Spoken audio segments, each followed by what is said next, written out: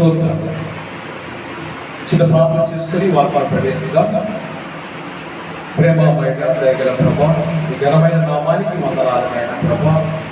ప్రభా, రెండవ నెల ప్రభా నీ బిడ్డలందరినీ కూడా సురక్షితంగా కాపాడిన ప్రభా. మూడవ నెలలో ప్రభా మొదటి దిన ఈ సన్నిధిలో ఉండి భాగ్యం మా అందరికీ ఇచ్చిన జీవానికి వందనాలు తెలియజేస్తున్నాను. ప్రత్యేక బిడ్డను ప్రత్యేక కుటుంబం మీరు జ్ఞాపకము చేసుకుంటున్నారు. ప్రభు వాక్యం ద్వారా మీ బిడ్డలతో మీరు మాట్లాడమని, ఈ శోభను ఆటంకులు మా దరిదాపు రాకుండా మీరే కాచి కాపాడమని వేసే పరిశుద్ధమైన నా బడి వేడుకుంటున్నాము. మాస వాక్యం చదువుతారు. గలతీయులకు రాసిన లేఖ 6వ అధ్యాయము 6వ వచనం నుంచి 10వ వచనం వరకు. గలతీయులకు రాసిన లేఖ 6వ అధ్యాయము 172వ పేజీ 6వ వచనం నుంచి 10వ వచనం వాక్యం చదువుతారు.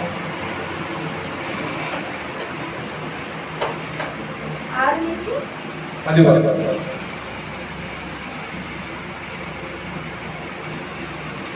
వాక్యోపదేశము పొందువాడు ఉపదేశించువానికి మంచి పదార్థములు అన్నిటిలో భాగమీయవలెను.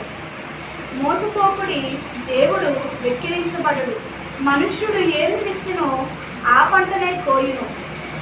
ఎలా అనగా తన శరీర ఈచ్ఛలను బట్టి విత్తువాడు తన శరీరము నుండి క్షయమును పంటను కోయును. ఆత్మను బట్టి విత్తువాడు ఆత్మ నుండి నిత్య జీవమును పంటను కోయును. మనము మేలు చేయుటయందు విసగక యుందుము. మనము అలయక మేలు చేసితిమేని తగిన కాలమందు పంట కోతుము. కాబట్టి మనకు సమయము దొరికిన కొలది అందరి ఎడలను విశేషముగా విశ్వాస గృహమునకు చేరిన వారిని ఎడల మేలు చేయుదుము. దేవుడు తన పరిశుద్ధ లేఖను దీవించును గాక. ఆమేన్. వాక్యం చదివినంత మాత్రం దేవుడు దీవించును గాక. హల్లెలూయా. ఈరోజు మూల వాక్యంగా మనము గలతీయులకు రాసిన లేఖ మరి 6వ అధ్యాయంలో 7వ వచనాన్ని మూల వాక్యాన్ని చెప్తున్నాను. మోసపోకుడి, దేవుడు విక్రయింపబడడు. మనుషుడు ఏమి విత్తునో ఆ పంటనే కోయును. దేవునికి స్తోత్రం. Hallelujah, hallelujah, hallelujah. ఇంగ్లీష్ లో what you sow you reap అంటారు. అంటే నువ్వు ఏదైతే విత్తుతావో ఆ పంటనే నువ్వు కోస్తావు. What you sow shall you reap. దాన్ని మన వాడుక భాషలో యథా రాజా తథా ప్రజ. ప్రభువైన యేసుక్రీస్తు వారి నామములో అందరికీ వందనాలు. ప్రియమైన భూమి మీద మనిషి జీవితం నిజంగా చాలా గొప్ప జీవితం అండి. ఒక నేలను దున్నితే దాని మీద ఏం చేస్తాం? విత్తనాలు వేస్తాం, పంట వేస్తాం.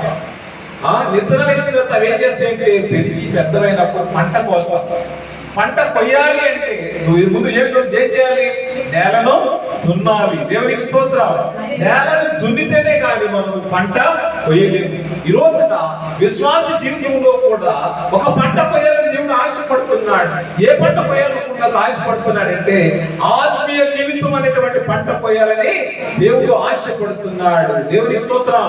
హల్లెలూయా, హల్లెలూయా. ఇక్కడ మనం 2 రకాల పంటల గురించి చూసాం. ఏంటంటే రెండు రకాల పంటలు ఏంటి? 8వ వచనం క్షయమను పంట, నిత్య జీవమను పంట. ఏంటంటే శరీరము బట్టి విత్తిన వాడు క్షయమను పంట పోతాడు. క్షయం అంటే నాశనం, క్షయం అంటే నాశనం అనేటువంటిది. అలాగే ఆత్మను బట్టి విత్తువాడు నిత్య జీవమును పంట పోయిను. నిత్య జీవం అంటే దీనికి మరణము లేదు, చావు లేనిది. దేవునికి స్తోత్రం. హల్లెలూయా, హల్లెలూయా. ఈ రోజున దేవుడు నువ్వు ఏ పంట కోస్తావో రెండు కూడా మంచి చెడులను శరీరాన్ని లోకానుసారమైన జీవితాన్ని ఆత్మీయానుసారమైన జీవితాన్ని రెండు కూడా మన ముందు ఉంచాడు దేవుడు. ఈ రోజున అంటే ఇక్కడ ఎందుకు ఈ యొక్క వాక్యము మనం నేర్చుకుంటున్నామంటే ఏ పంట కోస్తున్నాం? విశ్వాస జీవితంలో. విశ్వాస జీవితం అనేది కూడా ఏంటంటే ఒక పంట పొలము లాంటిది. మన జీవితం ఏంటంటే ఒక పంట పొలము లాంటిది. అంటే పంట పొలం అంటే ఇక్కడ నువ్వు ఒక భూమి లాంటి వాడి. భూమి అంటే నీ శరీరము దున్నబడాలి. ఎందుకు దున్నబడాలి అంటే భూమి దున్నిన తర్వాత రైతు విత్తనాలు నారేస్తాడు, విత్తనాలు వేస్తాడు, విత్తనాలు వేస్తే నారు తీసి వేరే చోట నాటుతాడు. ఈ విధంగా పంట అనేది చేతికి వస్తున్నది. నా ప్రియ సహోదరి సహోదరులారా, మన శరీరంలో దేవుడు అక్షయమైనటువంటి బీజాలను వేశాడు, క్షయమైనటువంటి బీజాలు వేయలేదు.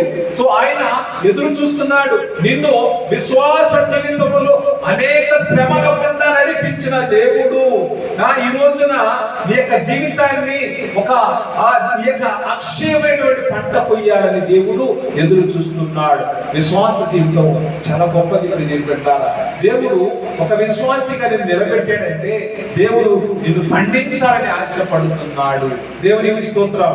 హల్లెలూయా, హల్లెలూయా. హోషేయ గ్రంథము 8వ అధ్యాయము, యెషయా కాదు, హోషేయ గ్రంథము 8వ అధ్యాయము 7వ వచనం. మీరు ఏ పంట విత్తుతున్నారో చూడండి. దేవునికి స్తోత్రం. 8వ అధ్యాయము 7వ వచనం చదవండి. వారు గాలిని విత్తి ఉన్నారు కనుక ప్రళయ వాయువు వారికి కోతయగును. విత్తినది పైరు కాదు, మొలక కాదు, పంట ఎత్తినది అది పంటకు వచ్చినలా అన్యులు దాని తిని వీతులు. దేవునికి స్తోత్రం. దేవుని పిల్లారా, వీళ్ళంట విత్తనాలు చల్లాలని చోట ఏమి విత్తుతున్నారంటే వాయువులు విత్తుతున్నారు. కాబట్టి వీళ్ళు కోసేది గాలిని, ప్రళయ వాయువులు. వాళ్ళు ప్రళయ వాయువు అనేటువంటి కోత పూస్తున్నారు. వాళ్ళు విత్తినది ఏంటి? విత్తనము కాదు, అది మొలక రాదు, అది పైరు కాదు. కాబట్టి అంటే వీళ్ళు ప్రళయం అంటే ఏంటంటే నాశనము అనేటువంటి పంట పోస్తూ ఉన్నారు. ఎవరు? ఇజ్రాయేలు ప్రజలు. ఎందుకంటే దేవుని యొక్క వాక్యాన్ని విత్తినటువంటి వాక్యం అనే హృదయాల్లో ఫలించడానికి వాళ్ళ హృదయం సిద్ధముగా లేదు. నేల సిద్ధముగా ఉంటేనే రైతు విత్తనాలు వేస్తానని చెప్పారు. అలాగే మన హృదయం కూడా దేవుని యొక్క వాక్యాన్ని రిసీవ్ చేసుకోవడానికి సిద్ధముగా ఉంటేనే ఆ యొక్క వాక్యము మనలో ఫలిస్తూ ఉన్నది. దేవుని యొక్క వాక్యము ఎందుకంటే రాతి మీద ముళ్ళ పొదల కింద ఎందుకంటే ఆ పడలేదు. ముళ్ళ కింద పడగలింది, మొక్కలు మొలకొచ్చింది, కానీ ముళ్ళ కప్పులు అణిచివేశాయి. రాళ్ళ మీద పడి విత్తనాలకి ఏమి లేదు, వేరు లేదు కాబట్టి అవి ఎండిపోయాయి. త్రోవ పక్కన పడి విత్తనాలు ఏం చేశాయి? పక్షులు వచ్చి ఏరుకుని తినేశాయి. అంటే అపవాది కూడా నువ్వు విన్నటువంటి వాక్యము వినకుండా నీ నుంచి కొన్నిసార్లు నిన్ను మనసులో ఎత్తుకుని పోతాడు. ఎక్కడికి? హిమాలయ పర్వతంలో తీసుకెళ్ళిపోతాడు. వాడు తీసుకుని వెళ్ళిపోయిన వాటితో పాటు మనం కూడా ప్రయాణం చేస్తాం. వాక్యం చదువుతూనే ఉంటాం, కానీ మనసు వెళ్ళిపోతా ఉంటుంది, ఎక్కడెక్కడో ప్రయాణం చేస్తూ ఉంటుంది. ఆ విధంగా దుష్టుడు అపవాది వచ్చి వీళ్ళు ఏ పంట వేశారు? గాలి అనేటువంటి పంటలు వేశారు. కాబట్టి వాళ్ళు వాయువును పంటగా కోసుకుంటూ ఉన్నారు. దేవుని బిడ్డలారా, ఈ రోజున ప్రభు మన యొక్క జీవితాల్లో మరి సారవంతమైనటువంటి పరిణితులము ఏ విధంగా ఫలిస్తుందో, మరి దేవుని యొక్క వాక్యము మన యొక్క హృదయం ఎలా ఉండాలంటే సారవంతమైన నేలగా ఉండాలి. దేవుని బిడ్డలారా, అప్పుడు దేవుని యొక్క వాక్యము మంచి పంట, మంచి పైరు ఫలిస్తూ ఉన్నది. కాబట్టి ఆ కీడు నిలిచిన వాడు ఏ పంట పోతాడు? కీడైనటువంటి పంటను పోతాడు. యోబు గారు అదే చెప్తారు. యోబు గారితో 4:8 వచనంలో కీడుని బట్టి విత్తువారు కీడైనటువంటి పంటనే పోతారు. అలాగే సామెతల గ్రంథం 22వ అధ్యాయం 8వ వచనంలో దౌష్ట్యం విత్తువాడు ఆ దౌష్ట్యమైన పంట, కీడైన పంటే వాడు కూడా పోస్తాడు. అంటే నువ్వు ఏది విత్తుతావో, ద్వేషం విత్తిన వాడు ద్వేషమైన పంట చేస్తాడు, అన్యాయం చేయవాడు అన్యాయమైన పంటనే పోతాడు, మోసం చేయవాడు మోసం చేయి పంటనే. నువ్వు ఏ విత్తనం విత్తినా కానీ దేవుడు విక్కిరింపబడడు. దేవునికి స్తోత్రం. అక్కడ మోసపోకుడి 7వ వచనం, గలతీయులకు రాసిన లేఖ 6:7. మోసపోకుడి, దేవుడు విక్కిరింపబడడు. మనం అనుకుంటున్నాం నేను అన్యాయంగా సంపాదించేసి మనము ఎంతో విలాసవంతమైనటువంటి జీవితం జీవిస్తూ ఉంటాం కొన్నిసార్లు, కానీ దేవుడు ఇక్కడ మోసపోడు. దేవుడు మాత్రం మోసపోడు. మరి మనం చూస్తూ ఉన్నాం చాలా మంది జీవితాల్లో. కాబట్టి నువ్వు ఫలిస్తున్నావంటే నీ యొక్క జీవితంలో దేవుడు నిత్య జీవం అనేటువంటి పంటను ఆయన ఆశిస్తూ ఉన్నాడు. దేవునికి స్తోత్రం. హల్లెలూయా. శరీరం నుంచి విత్తిన వాడు శరీరం అనేటువంటి పంట అంటే ఇది నాశనములకు గురి చేస్తుంది. ఈ రెండు పంటల్లో మనం జ్ఞాపకం చేసుకోవాల్సింది ఆత్మ. ఆత్మను బట్టి విత్తిన వాడు ఏ పంట కోస్తాడండి? నిత్య జీవమైనటువంటి పంటను కోస్తూ ఉన్నాడు. అంటే దేవుడు ఏ విత్తనమైతే నీలో విత్తాడో, ఏ వాక్యమైతే విత్తాడో, ఆ వాక్యం నీలో ఫలించాలి, నువ్వు అభివృద్ధి చెందాలి, నువ్వు మహావృక్షముగా మారాలి. దేవుని స్తోత్రం. అంటే దేవుడు విత్తినటువంటి విత్తనము అక్షయమైనటువంటి విత్తనము. దీనికి ఇంకా ఇది స్ప్రెడ్ అవడమే కానీ ఆవగింజ చూడడానికి చిన్న మొక్కల చిన్న గింజ, కానీ దాన్ని ఆవగింజంత విశ్వాసం అన్నారు ప్రభువారు. అంటే అది విత్తనాల్లో చాలా స్వల్పమైనటువంటి, చాలా చిన్నది, అయినా కానీ ఆ ఆవగింజలు దేవుడు ఎంతో గొప్పగా పరిగణించాడు. అంటే నీకు అంత విశ్వాసం ఉంటే చాలు అన్నాడు. అంటే మర్రి చెట్టు చూడడానికి దాని విత్తనం మాత్రం చాలా చిన్నది. మర్రి చెట్టు విత్తనం చాలా చిన్నది, కానీ చెట్టు మాత్రం చాలా పెద్దది.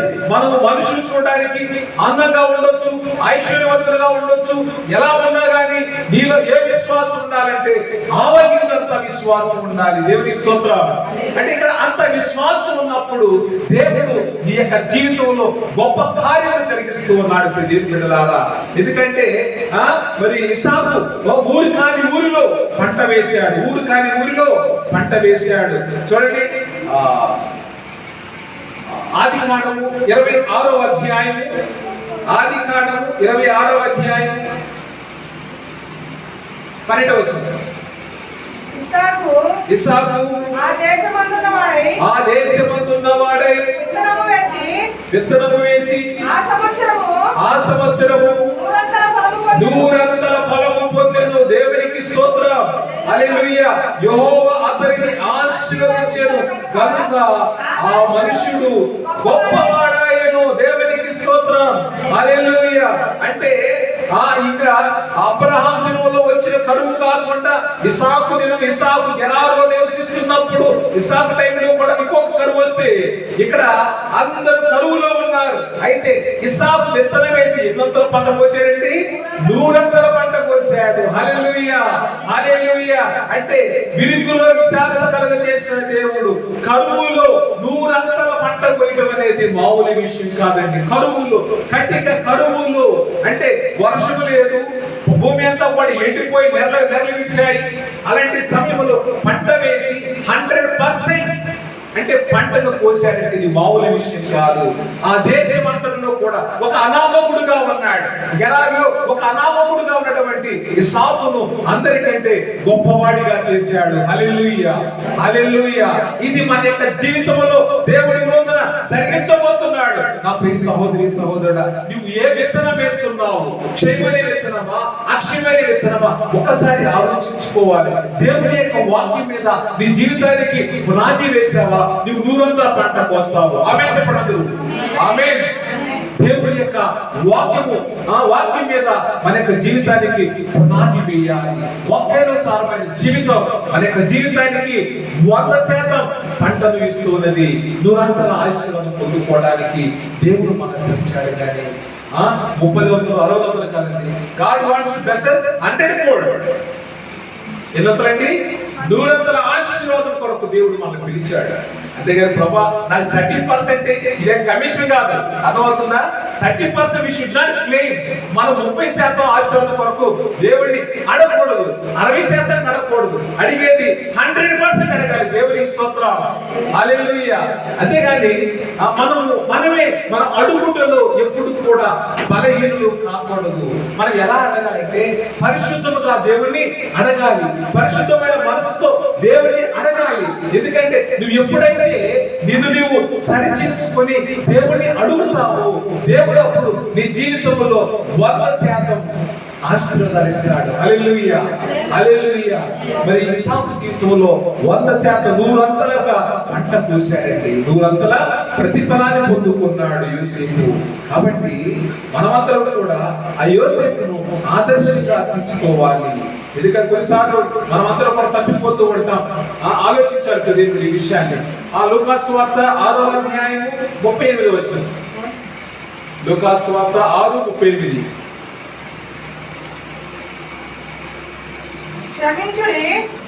చదవండి. అప్పుడు మీరు క్షమింపబడుదురు. అప్పుడు మీరు క్షమింపబడుదురు. ఈయుడి. ఈయుడి. అప్పుడు మీకు ఇయ్యబడును. అణచి అణచి కుదించి దిగజారునట్లు దిగజారినట్లు నిండు కొలతను మనుషులు మీ ఒడిలో కొలుతురు. మీరు ఏ కొలతతో కొలుతురు ఆ కొలతతోని మీకు మరలా కొలవబడునని చెప్పాను. దేవునికి స్తోత్రం. హల్లెలూయా, హల్లెలూయా. అంటే ఇక్కడ ఏ పంట కొయ్యాలి? ఇతరులకు ఇచ్చేటువంటి పంటను కొయ్యాలి. దేవునికి స్తోత్రం. హల్లెలూయా, హల్లెలూయా. అంటే ఇతరులకు పెట్టే దాంట్లో ఏమి పెట్టాలి? శ్రేష్టమైనది పెట్టాలి. మిగిలిపోయింది కాదు, పాడైపోయింది కాదు. అదవుతుందా? మనం కరిగినప్పుడు అది మనం తినగా మిగిలిపోయింది వేరే వాళ్ళకి అదే ఒక రోజు అయిపోయింది కూడా షేర్ చేస్తూ ఉంటాం. కానీ శ్రేష్టమైంది నువ్వు ఇచ్చేటప్పుడు అక్కడ ప్రభు ఏమన్నాడంటే ఈయుడి అప్పుడు మీకు ఇయ్యబడు. అణచి అంటే కుదించి దిగజారినట్టు నిండు కొలతను మనుషులు మీ ఒడిలో కొలుతురు. మీరు ఏ కొలతతో కొలుతురు ఆ కొలతతోనే మీకును కొలవబడుతుంది. దేవునికి స్తోత్రం. కాబట్టి ఎవరైనా మనల్ని అంటే వాళ్ళ పరిస్థితి బాగోకు జీవితంలో ఎదుర్కొన్న సమస్యల వల్ల కొన్నిసార్లు తప్పు అడగక తప్పదు. ఎందుకంటే ఇంట్లో అంగట్లో అన్నీ ఉన్నా కానీ అల్లుట్లో మరి ఏదో ఉన్నట్టుగా మనము ఏంటంటే ఇంట్లో అన్నీ ఉంటాయి, మాకు వండుకోలేదు ఎన్నో కోట్లు సంపాదించారు కానీ తినలేరు, అనుభవించలేరు. జీవితం ఏంటంటే ఎవరైనా వండి పెడితే వాళ్ళు అనుభవించగలరు. ఇలాంటి పరిస్థితుల్లో దేవుడు మనల్ని ఉంచలేదు దేవుడిలాగా. కాబట్టి నరుడా మనుషుడా మీరు ఏ కొలతతో కొలుతారో ఆ కొలతతోనే మీకును మరలా కొలవబడును అని మీరు జ్ఞాపకము చేసుకోండి. మరి ఇసాకు ఎక్కడ పంట వేశాడండి? గెరారులో. అంటే ఊరి కాని ఊరిలో పంటేసి ఎంత ఆశీర్వాదం పొందుకున్నాడు? 100 ఆశీర్వాదం పొందుకున్నాడు. యేసు ప్రభువు ఏమంటారు? మీరు కొలిచే కొత్త జాగ్రత్తగా ఉండాలి. నువ్వు గనక మంచిగా కొలిచి ఇచ్చే వరకు వాళ్ళు కూడా ఒక డబ్బా తీసుకుని ఆ డబ్బాలో ఎందుకంటే ఆ పిండి గట్టిగా అది మీ అణచి దాని నిండగా వాళ్ళు నీకు ఇస్తారు. కాబట్టి నువ్వు కొలిచే కొత్త శ్రేష్టమైనటువంటిదిగా ఉండాలని దేవుడు సెలవిస్తూ ఉన్నాడు. దేవునికి స్తోత్రం. హల్లెలూయా, హల్లెలూయా. ఎప్పుడు పంట కొయ్యాలండి? ఎప్పుడు పంట కొయ్యాలి? ఎప్పుడు పడితే కట్ చేసేస్తామా? తగిన కాలమందు పంట మనము కొయ్యాలి. దేవునికి స్తోత్రం. హల్లెలూయా. మత్తయి సువార్త 5వ అధ్యాయము 12వ వచనం. మత్తయి సువార్త 5వ అధ్యాయము 12వ వచనం. సంతోషించి ఆనందించుడి. పరలోకమందు మీ ఫలము అధికమగును. ఇలాగున వారు మీకు పూర్వమందుండిన ప్రవక్తలను హింసించిరి. దేవునికి స్తోత్రం. హల్లెలూయా, హల్లెలూయా. అంటే మీకు శ్రమలొస్తాయి, బాధలొస్తాయి, దుఃఖం వస్తాయి, కీడు వస్తాయి, అన్ని కూడా యేసు ప్రభువారు ఆ యొక్క 8 అష్టభాగ్యాల్లో ప్రభువు చెప్పాడు. మత్తయి సువార్త 5వ అధ్యాయంలో మీరు ఎలా ఉండాలో కూడా ప్రభువు నేర్పాడు. నేర్పుతూ అంటారు ఆయన 11వ వచనంలో, నా నిమిత్తము జనులు మిమ్మల్ని హింసించి మీ మీద అబద్ధముగా చెడ్డ మాటలు పలుకున్నప్పుడు మీరు ధన్యులు. దేవునికి స్తోత్రం. అంటే ఈ యొక్క అష్టభాగ్యాలను ఇచ్చిన దేవుడు ఇప్పుడు ఏమంటున్నాడంటే నా నిమిత్తం మీకు శ్రమలు వస్తాయి. అర్థమైందా?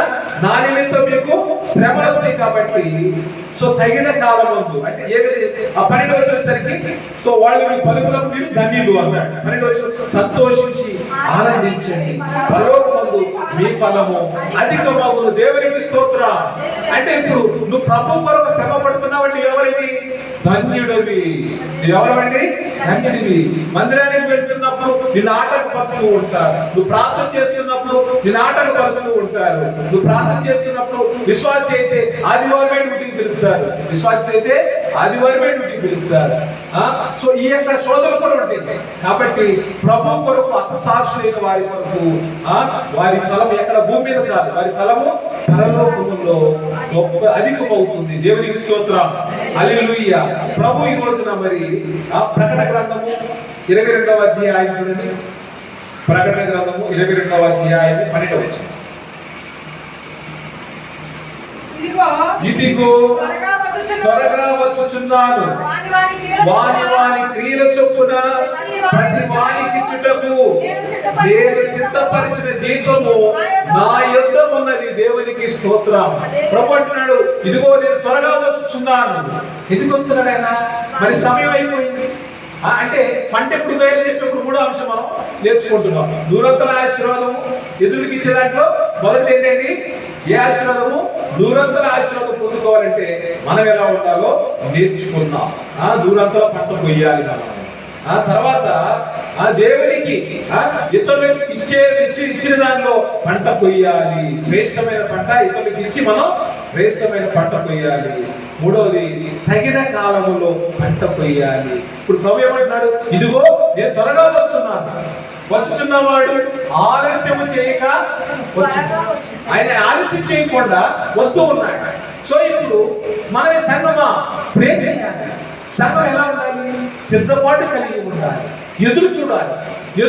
ఎందుకంటే వాని క్రియలు చొప్పున ఆయన ఏమంటున్నాడు? ఆయన వాని క్రియలు చొప్పున వానికి జీతం ఇస్తానంటున్నాడు. సో మనం ఆ జీతం పొందుకోవాలంటే మనం సిద్ధంగా ఉండాలి. వారి క్రియలు చొప్పున నేను సిద్ధపరిచిన జీతము నా యొక్క ఉంది. జీతము అంటే బహుమానం. ఈ జీతం ముగించిన తర్వాత నువ్వు ఆ తగిన కాలం ముందు ప్రభు నీకు రావాల్సినటువంటి పంటను ఆయన సిద్ధం చేస్తూ ఉన్నాడు. దేవునికి స్తోత్రం. హల్లెలూయా, హల్లెలూయా. మొదటి కొరింథీయులకు రాసిన లేఖ 15వ అధ్యాయం 58వ వచనం. మొదటి కొరింథీయులకు రాసిన లేఖ 15వ అధ్యాయము. ఇదిగో మీకు ఒక మర్మము తెలియపరుచుచున్నాను. మనమందరము 15:58 కాగా నా ప్రియ సహోదరులారా, మీ ప్రయాసము ప్రభువునందు వ్యర్థము కాదని ఎరిగి స్థిరులను కదలని వారును ప్రభు కార్యాభివృద్ధి యందు ఎప్పటికీ ఆసక్తులై ఉండుడి. దేవునికి స్తోత్రం. హల్లెలూయా. తగిన కాలమందు ప్రభు పంట కోస్తున్నప్పటికీ మనం ఎలా ఉండాలంటే స్థిరంగా ఉండాలి. వెస్ట్ గోదావరి జిల్లాలో రైతులు వరి కొన్నాడంటారు. అది పంటకు వచ్చేసరికి నిజంగా చాలా బాధకరమైన విషయం ఏంటంటే తుఫాన్లు వస్తాయండి. రైతులు నిజంగా చాలా బాధ కలుగుతుంది. ఏంటంటే ఆ యొక్క వరద నీటికి ఆ పంట అంతా కూడా నీట మునిగిపోతుంది. వేల ఎకరాలు నిజంగా ఎంతో నష్టాన్ని వాళ్ళు వరదలు వచ్చింది, వర్షాకాలం వచ్చింది, వాళ్ళు భయపడిపోతారు. ఆ విధంగా అంటే తగిన కాలం ముందు వర్షం మరి వాతావరణ హెచ్చరిక కేంద్రం వారు మనకి తుఫాన్లని హెచ్చరిక జారీ చేసినప్పుడు రైతులు తగినటువంటి జాగ్రత్తలు తీసుకుంటారు. పంటను ఏ విధంగా పోగు చేసుకోవాలి, కాపాడుకోవాలని త్వరగా ప్రయాసపడతాడు. ఆ విధంగా ప్రభు కూడా ఈ రోజున మన దగ్గర నుంచి పంట కొయ్యాలని, 100 పంట కొయ్యాలని దేవుడు కూడా ఆశిస్తూ ఉన్నాడు.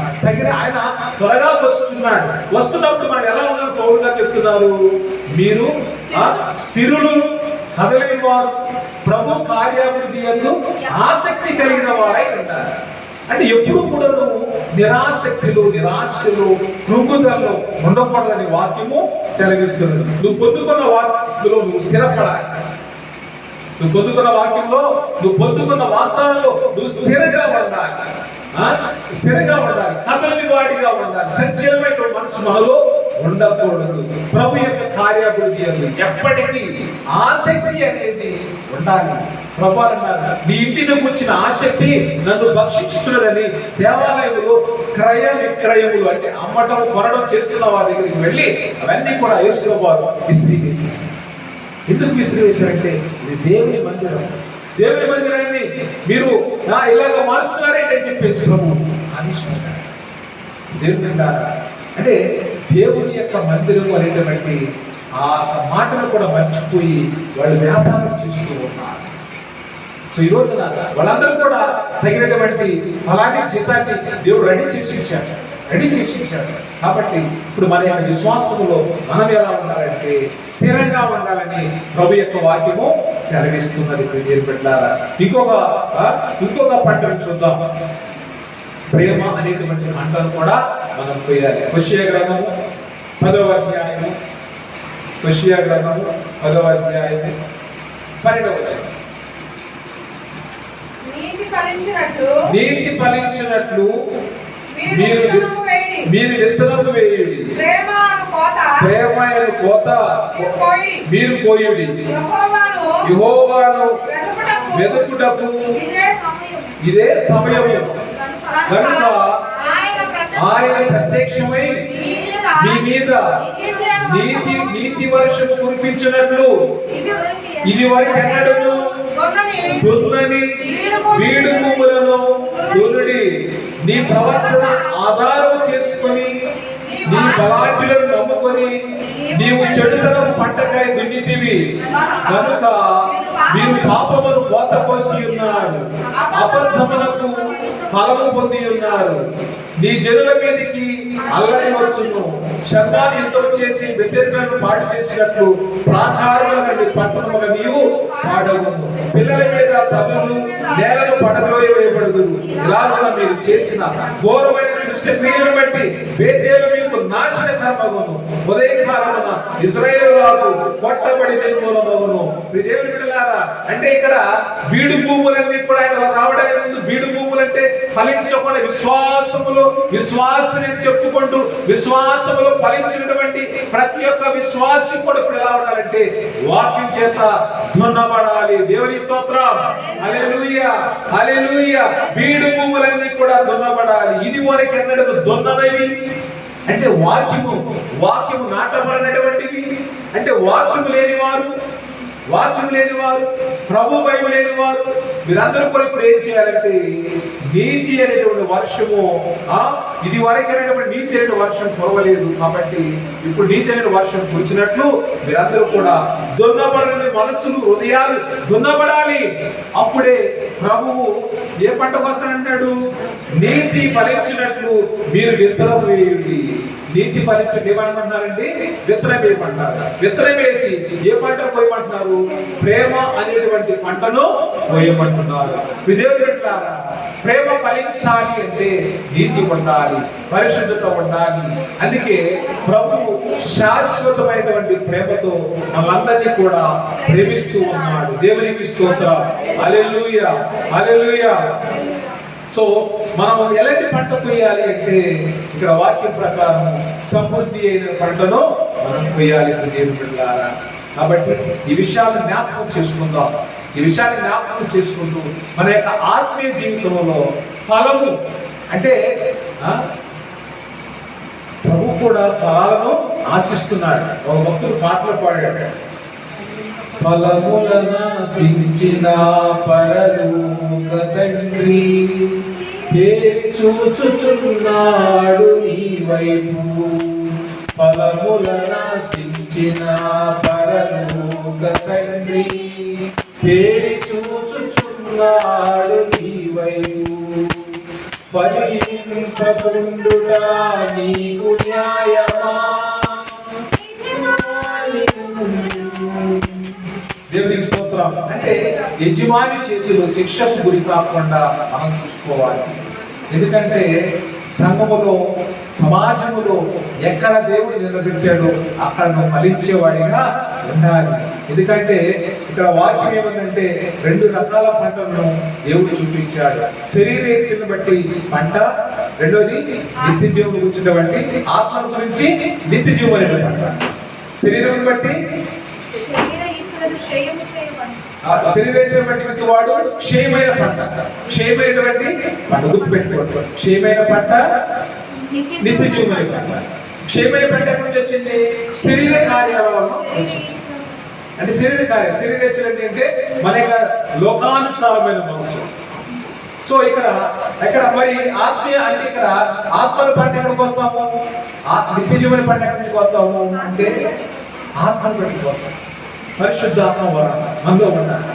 దేవుడు ఏ వరాలైతే మనకి ఇచ్చాడో ఆ వరాలని మనం డెవలప్ చేసుకుంటున్నప్పుడు, ఆ విధానంలో మనం వెళ్తున్నప్పుడు ఖచ్చితంగా నిత్య జీవం అనేటువంటి పంట పోస్తాం. మరి లూకాసు వార్త 16వ అధ్యాయం మనందరికీ కూడా తెలుసు. చూడండి, 16వ అధ్యాయం, లూకాసు వార్త 16వ అధ్యాయం. అక్కడ ధనవంతుడు ఎక్కడ ఉన్నాడండి? నరకములో ఉండి అయ్యా అంటే భూమి మీద జీవితం అంతా కూడా అయిపోయిన తర్వాత మరి ఇక శిక్ష అనుభవించాల్సిన సమయం వచ్చింది కాబట్టి మరి ఆ యొక్క వేతన భరించలేక ప్రభువు మొరపెట్టుకుంటూ ఉన్నాడు. ఎందుకంటే అక్కడ మరి ఇక మనకి ఇక ఏమీ ఉండదు. ప్రభువు ఇచ్చినటువంటి ఆ శిక్షకు మనము గురవ్వాల్సిందే. ప్రతి దినం కూడా సుఖాన్ని అనుభవించాడు. లోకాసువార్త 16వ అధ్యాయం 19వ వచనంలో ధనవంతుడు లాజరు పేదవాడిగా ఉన్నాడు, లాజరు దరిద్రుడిగా ఉన్నాడు.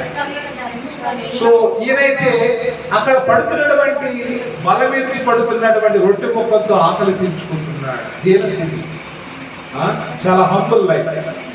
సో ఆ సిచ్యువేషన్ నుంచి దేవుడు అంటే దేవుని యొక్క అబ్రహాము ఒడిలో ఉండేటువంటి స్థానానికి దేవుడు తీసుకువెళ్ళాడు. ఎవరిని? లాజరుని. దేవుని స్తోత్రం, హల్లెలూయా. అంటే భూమి మీద కొన్నిసార్లు మన బ్రతుకులు చూడడానికి చిన్నగా ఉన్నప్పటికీ దేవుడు దాన్ని మన యొక్క అంటే మనం ఫలించిన అంటే ఆత్మీయ వరాలతో ఫలించడం వలన దేవుడు పరలోకంలో ఉన్నతమైనటువంటి స్థానాన్ని దేవుడు మనకు ఇస్తూ ఉన్నాడు.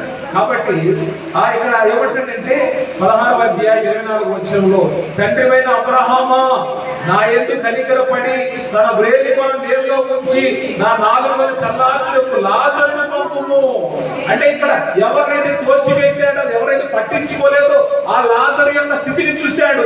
భూమి మీద చూడడానికి చులకనగా ఉన్నాడు, హేళనగా ఉన్నాడు, పనికిరాని వాడిగా ఉన్నాడు, ఊరు బయట ఉన్నాడు. కానీ జీవితం మారిపోయింది. అంటే భూమి మీద ఈ యొక్క జీవితము గతించిన తర్వాత పరలోకములో దేవుడు అంతటి గొప్ప జీవితాన్ని ఇస్తాడా అని ఆశ్చర్యపోయాడు. అప్పుడు రియలైజేషన్ వచ్చి, అయ్యా ఇంటి దగ్గర అయితే నాకు 5 సహోదరులు ఉన్నారు, వారు ఈ వేదనకరమైన స్థలములకు రాకుండా 28వ వచనం 16 వారు ఈ వేదనకరమైన స్థలములకు రాకుండా వారికి సాక్ష్యం ఇచ్చుటకై నా తండ్రి ఇంటికి వారిని పంపవలని నేను వేడుకుంటున్నాను అన్నాడు. అంటే ఈ పరిస్థితి వచ్చి ఇంకా వాళ్ళ బంధువుల్ని, తోబుట్టుల్ని అందరినీ కూడా అలర్ట్ చేయాలనుకున్నాడు. అంటే ఒక అనుభవం జీవితాన్ని మార్చివేసింది. సో ఈ రోజున మనము ప్రభు మనకిచ్చేటువంటి ఆ యొక్క ఆత్మీయ వరాలను మనం పొందుకుంటూ వాటిలో మనము ఫలించే వారిగా ఉండాలి అని దేవుని బిడ్డలారా. ఎప్పుడైతే నువ్వు ఫలిస్తావో పరలోకమందున తండ్రి నిన్ను బట్టి ఆనందిస్తాడు పరలోకమందున తండ్రి. కాబట్టి ఆ విషయాల్లో మనం జాగ్రత్తగా ఉందాం. ఆ లోకాసువార్త 12వ అధ్యాయం 16వ వచనం యేసు ప్రభువు ఒక ఉపమానం చెప్తున్నారు. మరియు ఆయన వారితో ఈ ఉపమానం చెప్పాను. ఒక ధనవంతుని భూమి సమృద్ధిగా పండెను. అప్పుడు అతడు నా పంట కూర్చుకొనుటకు నాకు స్థలము చాలదు కనుక నేనేమి చేతునని తనలో తాను ఆలోచించుకొని నేను ఎలాగ చేతును, నా కొట్లు విప్పి వాటికంటే గొప్ప వాటిని కట్టించి అందులో నా ధాన్యమంతటిని, నా ఆస్తిని సమకూర్చుకొని నా ప్రాణమా అనేక సంవత్సరములకు విస్తారమైన ఆస్తి నీకు సమకూర్చబడి ఉన్నది, సుఖించుము, తినుము, త్రాగుము, సంతోషించుమని చెప్పుకొందుననుకొనెను. అయితే దేవుడు, వెర్రివాడా, ఈ రాత్రి నీ ప్రాణములు అడిగితే ఈ రాత్రి నీ ప్రాణం అడుగుచున్నాడు, నీవు సిద్ధపరిచినవి ఎవరిలో అతను చెప్పును. దేవుని ఎడల ధనవంతుడు కాక తన కొరకే సమకూర్చుకున్నవాడు అలాగునని ఉన్నదని సెలవిచ్చి, దేవుని ఎడల ధనవంతుడు కాక తన కొరకు సమకూర్చుకున్నవాడు అలాగే ఉంటాడు. వెర్రివాడా, అయితే దేవుడు వెర్రివాడా, ఈ రాత్రి నీ ప్రాణమును దేవుడు అడుగుచున్నాడు. అయిపోయి నీకు లైఫ్ ఏముందండి? ఎంతో పంట పండింది, విస్తారమైన పంట పండింది. సో ఆ పంటను దాచుకోవడానికి కొట్లు పడగొట్టి కొట్టగలం అంటే ఇల్లు పడగొట్టి ఇల్లు కడుతున్నారు. అర్థమవుతుందా? సో పెద్ద పెద్ద భవనాలు కట్టించుకుంటున్నాం, పెద్ద పెద్ద ఉద్యోగాలు లంచాలించి చేస్తూ ఉంటున్నాం. సో ప్రతి ఒక్క దాంట్లో మోసమే. వివాహంలో మోసం ఉంది, పిల్లలు పుట్టడంలో మోసం ఉంది. నేను రీసెంట్గా ఈరోజు ఒక ఆర్టికల్ చదివాను. ఒక వ్యక్తి మ్యారేజ్ అయింది, 6 పిల్లలు పుట్టారు. 6 పిల్లలు పుట్టిన తర్వాత ఆమె చనిపోతే ఎందుకో అనుమానం వచ్చి ఆ పిల్లలకి 6 పిల్లలు DNA టెస్ట్ చేసి 6 పిల్లలు ఏ ఒక్కరు కూడా మన DNA కొట్టలేదు. సమాధి దగ్గరికి వెళ్ళి కర్ర పట్టుకుని కొడుతూ బాధపడుతూ ఏడుస్తూ ఉన్నాడు. అంటే భార్యాభర్తల మధ్య ఫలించాల్సినటువంటి జీవితంలో ఏమైందంటే పాడైపోయింది. ఒక్క కొడుకు కూడా తన వాడు కాదని అసలు చాలా వేదన పడుతూ ఉన్నాడు. అంటే ఇక్కడ భార్యాభర్తల దాంపత్య జీవితంలో పంట ఫలించిన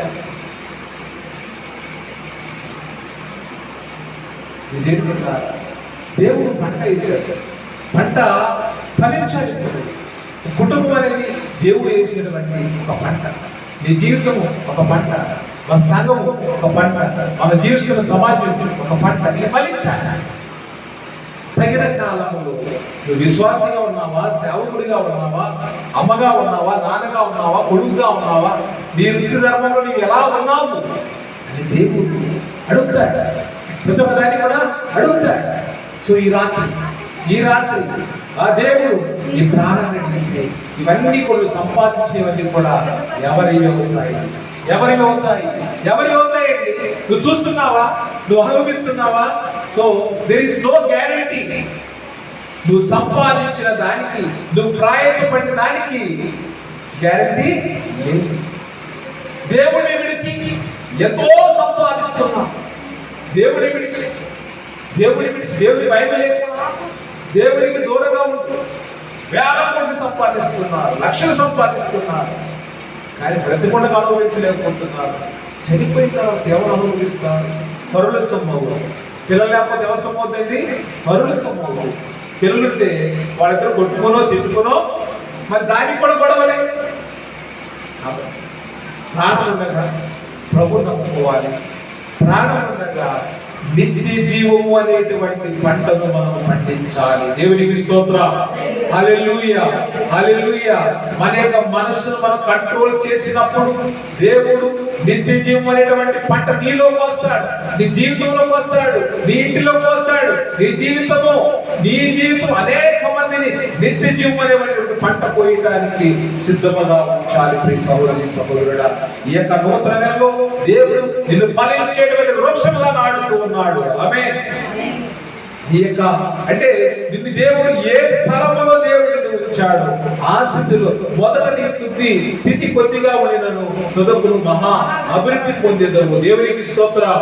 హల్లెలూయా. నీ బిడ్డల విషయంలో, నీ కుటుంబ విషయంలో, నీ యొక్క ఆర్థిక విషయంలో, ఆరోగ్య విషయంలో, ఏ విషయంలో దేవుడు నిన్ను నిలబెట్టాడో, ఏ పరిస్థితిలో ఉంచాడో ఆ స్థితిలో నుంచే దేవుడు నిన్ను ఆశీర్వదిస్తూ ఉన్నాడు. హల్లెలూయా, హల్లెలూయా, హల్లెలూయా. కాబట్టి దేవుని యందు విశ్వాసంతో ముందుకు వెళ్ళాలి. ఈ రాత్రి ప్రభు నీతో మాట్లాడకముందుకు వచ్చేసి నువ్వు సంపాదించింది ఈ రాత్రి ప్రారంభించుకుంటుంది. అయ్యా ప్రభా, please give me 5 minutes. I will tell my wife. ఏంటిది? మా ఆవిడికి పాస్బుక్ చెప్తాను, నా పాస్వర్డ్ అని చెప్తాను. ఎవరికి? మా వైఫ్. అర్థమవుతుందా? అంటే 10 నిమిషాలు టైం ఇస్తాడు ఆయన. ఎవడు? No more waiting. ఆయన సమయం వచ్చినప్పుడు ఆలస్యం చేయకుండా వస్తాడు, తీసుకొస్తాడు. దేవునికి స్తోత్రం. ఇంకా పాస్వర్డ్ చెప్పడానికి ఉండదు. చాలా మంది ఫోన్ లాక్ పెడతారు. భార్య పాస్వర్డ్ భర్తకు తెలియదు, భర్త పాస్వర్డ్ భార్య తెలియదు. ప్రాబ్లం ఫోన్ ఒకవేళ అది హ్యాంగ్ అయినా లాక్ అయిన పొరపాటున పాస్వర్డ్ మర్చిపోతే దాన్ని ఓపెన్ చేయడం చాలా కష్టం. మనం అది రియల్ ఎక్స్పీరియన్స్, దాని వాల్యూ ఉంటుంది, దానివల్ల కొనుక్కోవాలి. అలాగే కాబట్టి దాంపత్య జీవితంలో రహస్యాలను మనం పనిచేస్తున్న స్థలాల్లో మనం యథార్థంగా పనిచేయాలి. మనం పెట్టేది శ్రేష్టమైనది ఇతరులకు పెట్టాలి. అప్పుడు 100 పంట ఇసాకు కోసాడు. అదే పంటను మనం కూడా కోస్తాడు. దేవునికి స్తోత్రం. హల్లెలూయా. ఈ పంట కొయ్యాలంటే మనలో ఏ లక్షణం ఉండాలంటే యేసు ప్రభువు వారు నేర్పించిన లక్షణం ఉండాలి. నీ వల్లే నీ పొరుగు వారిని ప్రేమించు అన్నాడు. ఇప్పుడు నువ్వు ఏ పంట కొడతావు? 100% పంట కొడతావు. దేవుని స్తోత్రం. 100% పంట కొయ్యాలి అంటే నీ వల్లే నీ పొరుగు వారిని ప్రేమించాలి. నువ్వు ఎలా చూసుకుంటావో నీ పొరుగు వారిని కూడా అలాగే చూడాలి. నువ్వు నీ దేహాన్ని ఎలా ప్రేమిస్తావో ఎదుటి వారి దేహాన్ని కూడా అదే విధంగా ప్రేమించాలి. ఇది 100% రిజల్ట్ మనకిస్తుంది.